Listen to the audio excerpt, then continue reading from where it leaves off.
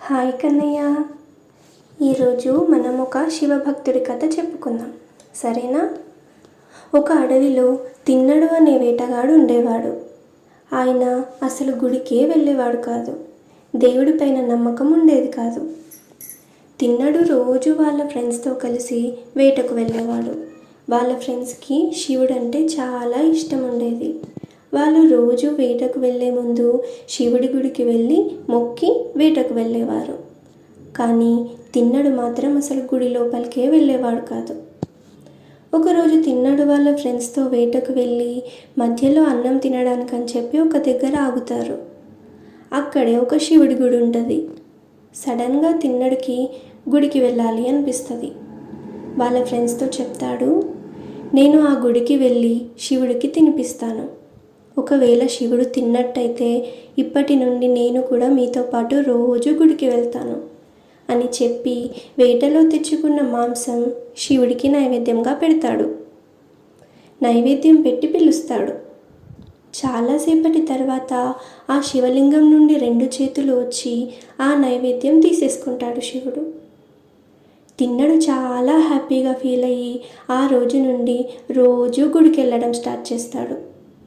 రోజు ఆ గుడికొచ్చి గుడి మొత్తం క్లీన్ చేసి మాంసం నైవేద్యంగా పెట్టేవాడు. ఆ గుడిలో పూజ చేసే పూజారికి మాత్రం ఇదంతా ఎవరు చేస్తున్నారో అర్థం కాదు. కానీ మళ్ళీ ఆ గుడి మొత్తం క్లీన్ చేసి ఆ మాంసం పడేసి ఫ్రూట్స్ నైవేద్యంగా పెడతాడు ఆ పూజారి.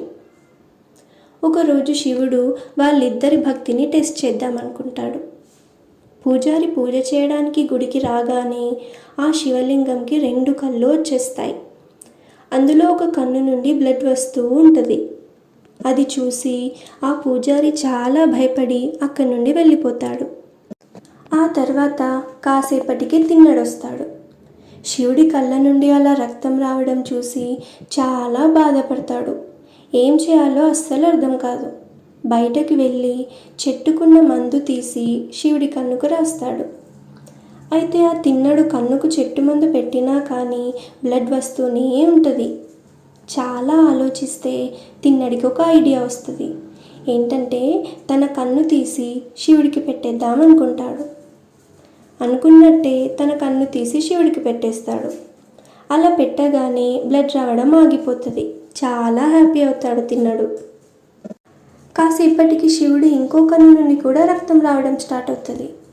తిన్నడికి ఏం చేయాలి అస్సలు అర్థం కాదు. వెంటనే తన ఇంకో కన్ను కూడా తీసి శివుడికి పెట్టేద్దాం అనుకుంటాడు. కానీ ఇంకో కన్ను కూడా తీసేస్తే శివుడికి కన్ను ఎక్కడ పెట్టాలో నాకు ఎలా కనిపిస్తుంది అని ఆలోచించి తన కాలు తీసి శివుడికి బ్లడ్ వస్తున్న కన్ను దగ్గర పెట్టి తన కన్ను తీసేద్దాం అనుకుంటాడు. అలా అనుకోగానే శివుడు ప్రత్యక్షమవుతాడు.